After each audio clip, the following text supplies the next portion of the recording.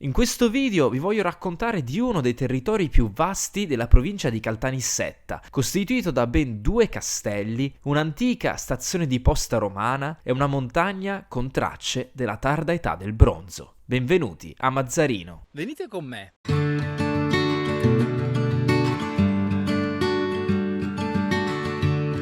Mazzarino sorge a 550 metri di altitudine, a est del fiume Salso, all'interno della valle del Braemi. A dominare il paesaggio è Monte Formaggio, che con la sua caratteristica forma appuntita si rende inconfondibile. Si pensa che il nome Mazzarino derivi da Mactorion, un centro indigeno sorto in epoca protostorica, scoperto dall'archeologo Paolo Orsi nei pressi di Monte Bubonia, che vedremo più avanti. Il centro si formò in età medievale attorno ad un castello di origine araba, del quale oggi si trovano alcuni resti. Nel 1143 Manfredi del Vasto fu il primo signore di Mazzarino, mentre 200 anni più tardi, nel 1304, Mazzarino passò sotto la dinastia dei Branciforte, fino all'abolizione della feudalità nel 1812.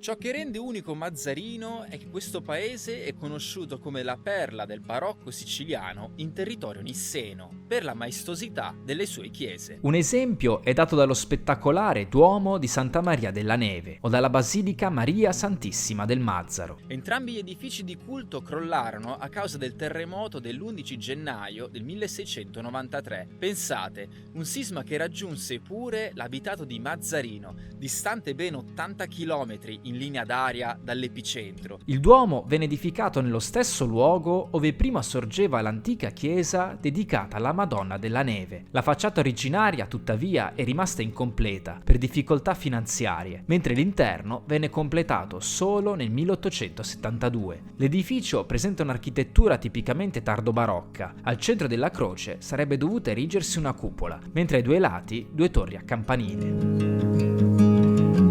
Ciò che è interessante di questo territorio è che tra il XVI e il XIX secolo fu capitale di uno stato feudale denominato Contea di Mazzarino e Grassuliato, in virtù della quale noi oggi possiamo ammirare 2 imponenti castelli, uno vicino all'attuale centro storico del paese, mentre un secondo, più lontano dal paese, denominato proprio Castello di Grassuliato, che vedremo in un altro video. Qua in paese tutti lo chiamano Ucannuni, per via dell'unica torre cilindrica rimasta di 4, quasi a forma di cannone, che si erge verso il cielo.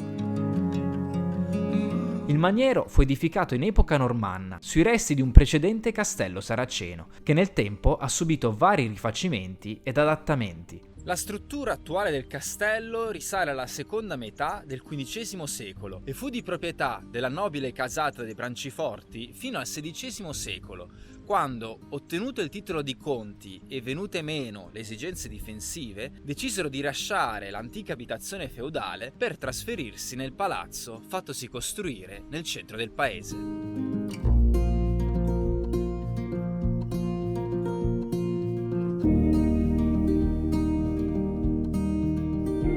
Ma per poter comprendere al meglio Mazzarino ci si deve spostare dal paese e scoprire la vastità del suo territorio. Le radici di questo territorio affondano infatti a un'epoca ben più antica di quella greca e romana, con il sito per esempio di Monte Bubonia. In questo luogo è stato rinvenuto dall'archeologo Paolo Orsi un insediamento del bronzo antico, risalente quindi all'epoca di Castelluccio, che poi con molta probabilità entrò in contatto con i coloni Rodio-Cretesi, i fondatori di Gela. È qui che fu scoperta un'antica città che si pensa possa essere la sede dell'antica città sicula di Mactorion, menzionata dallo scrittore Erodoto. Ciò che chiama l'attenzione sono alcune strutture monumentali che secondo Paolo Orsi potevano trattarsi di un anactoron, ossia il luogo in cui il signore o il capo indigeno del luogo aveva la residenza e amministrava il suo dominio.